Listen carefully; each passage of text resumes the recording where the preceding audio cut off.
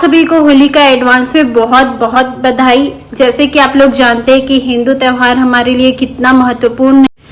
होली का त्योहार हमारी बुराई में अच्छाई की जीत का प्रतीक है। तो उससे पहले मैं आपको बता दूं कि इंट्रो वीडियो के पहले मैं लेंस लगा चुकी हूँ, इसलिए मेरी आईज थोड़ी सी ऐसे दिख रही है, तो आप उसे इग्नोर कर दीजिए क्योंकि मैं भूल गई थी कि मुझे इंट्रो वीडियो करना है। तो आप लोग जैसे कि जानते हो है कि होली का त्योहार हम क्यों मनाते हैं, भक्त प्रहलाद कौन था, हिरण्यकश्यप कौन था, नरसिंह भगवान कौन थे, और जिन्हें नहीं पता है तो उनके लिए मैं इसके बाद अगली वीडियो लेके आने वाली हूँ जो बहुत ही ज्यादा इंटरेस्टिंग और हैरान कर देने वाला रहेगा। तो उसमें मैं सारी डिटेल में आपको स्टोरी बताऊंगी, लेकिन ये वीडियो जो है वो होलिका माता के ऊपर है। आप लोग को पता है कि जैसे होली के एक दिन पहले हम होलिका दहन करते हैं।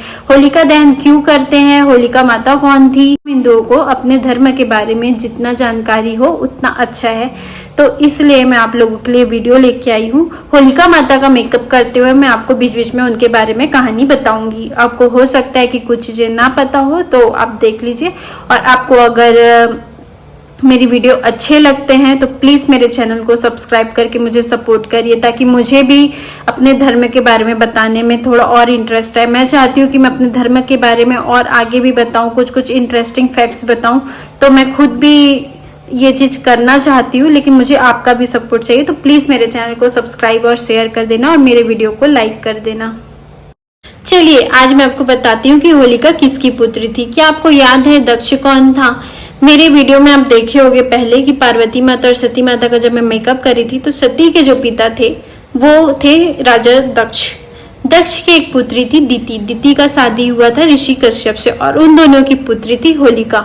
होलिका का भाई था हिरण्यकश्यप। हिरण्यकश्यप एक बहुत ही घमंडी राजा था। वो अपने आप को भगवान मानता था। वो चाहता था कि सारी दुनिया उन्हें, उनके प्रजा, उनके घर वाले उन्हें भगवान का दर्जा दे, उनकी पूजा करे। लेकिन हुआ ये कि उनका ही पुत्र उन्हें भगवान मानने से इनकार कर दिया, क्योंकि वो एक परम हरि भक्त था। इस वजह से हिरण्यकश्यप जो है वो अपने पुत्र से बहुत ही नफरत करने लगा और वो चाहता था कि वो उसे खत्म कर। कई बार ट्राई किया, लेकिन प्रहलाद जो है वो हरि भक्त था, तो भगवान विष्णु हमेशा उसकी हेल्प किए। हिरण्यकश्यप, ऋषि प्रहलाद, नरसिम्हा, इनकी स्टोरी तो मैं आपको अपने आने वाले वीडियो में बताऊंगी ही, जो कि बहुत ही डिटेल में होने वाला है, तो आप नेक्स्ट वीडियो जरूर देखना। लेकिन अभी मैं आपको बताऊंगी कि उनकी बहन होलिका के बारे में। तो होलिका के बारे में एक इंटरेस्टिंग फैक्ट ये है, होलिका के तपस्या के फलस्वरूप भगवान ब्रह्मा ने उन्हें एक दुशाला भेंट किया, एक शॉल जैसा वस्त्र समझ लो। तो इन्हें वरदान प्राप्त हुआ कि जब भी वो दुशालों को लेके अग्नि में बैठेगी या अग्नि आग के साथ कभी कुछ उनका कुछ दुर्घटना हुआ तो वो कभी भी आग से नहीं जलेगी, आग बिगाड़ सकता जब तक वो दुशाला उनके पास रहेगा। उसने भक्त प्रहलाद को मारने के लिए अपनी बहन होलिका को बुलाया। लेकिन उससे पहले मैं आपको बता दूं कि होलिका की प्रेम कहानी क्या थी। और राजा लोची एक दूसरे से बहुत प्रेम करते थे। वो दोनों एक दूसरे के लिए ही जैसे बने थे। उन दोनों का प्रेम सबको पता था कि वो बहुत एक दूसरे को चाहते। इस वजह से उनका रिश्ता तय हो गया था। उनकी शादी होने वाली थी। उनकी शादी फागुन मास की पूर्णिमा में होने वाली थी। हिरण्यकश्यप अपनी बहन को हुक्म देता है कि तुम मेरे पुत्र को लेके आग में बैठ जाओ और उसे खत्म कर दो। लेकिन ये बात जो है होलिका को बिल्कुल पसंद नहीं आता। वो नहीं मानती कि मैं ऐसा नहीं कर सकती। हिरण्यकश्यप ने क्रोधित होकर उन्हें कहा, अगर तू मेरे बेटे को नहीं मारती है तो मैं तेरा फागुन मास की पूर्णिमा में शादी नहीं होने दूंगा। मेरे पुत्र को मार के या तो तुम विवाह करो या तो मैं तुम्हारा विवाह नहीं होने दूंगा। अब होलिका इलौची से बहुत प्यार करती थी, तो वो ऑफ कोर्स उसकी गलती थी कि उसे जान पहले चुनना चाहिए। वो एक बुआ थी प्रहलाद की। लेकिन राजा इलोची को राजस्थान के मेवाड़ जिले में पूछते हैं, उनकी कई मंदिरें वहां पे है। और होलिका के एक दिन पहले राजा इलोची का बारात भी कुछ राजपूत निकालते हैं।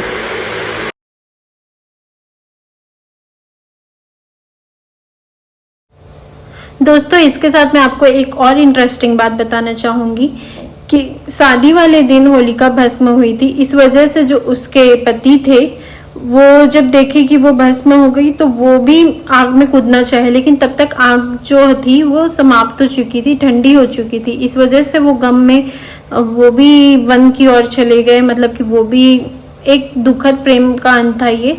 और जो उनकी सास थी उन्हें भी बहुत दुख हुआ और वो भी जो है उन्होंने अपना देह त्याग दिया। ये मैं श्योर नहीं हूँ, लेकिन मैंने कई जगह ये पढ़ा कि उन्होंने अपना तीर त्याग दिया इस वजह से ही कि आपको पता है कि हर हिंदुओं में जो नई बहुएं रहती है शादी के बाद वो पहला होली अपने मायके में ही मनाती है, वो कभी अपने ससुराल में पहला होली नहीं मनाती। और उसके साथ साथ जो दामाद है उसे भी पहला होली अपने ससुराल में ही मनाना चाहिए। इससे ये होता है कि उनके जीवन में खुशहाली आती है।